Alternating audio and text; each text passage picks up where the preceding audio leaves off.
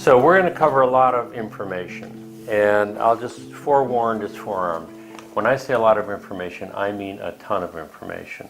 These are all examples of, colored porcelain pieces that I've made. The one thing that I love more than anything about them from a technical perspective is that when I put this pattern onto this piece, it's there. It's not a glaze technique that could potentially migrate off the piece onto the kiln shelf. It's a technique, or it's a pattern that I put on there. It's going to stay on there. It's not going to change significantly. There's a lot of color in there.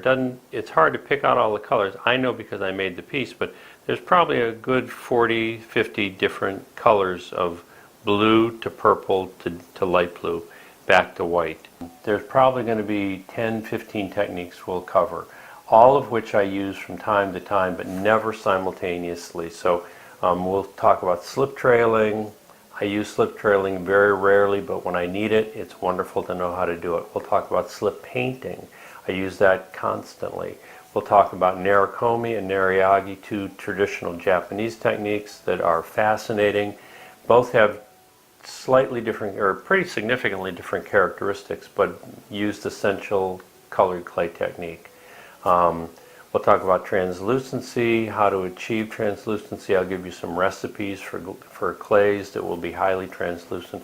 So by and large, we're going to cover an enormous amount of information.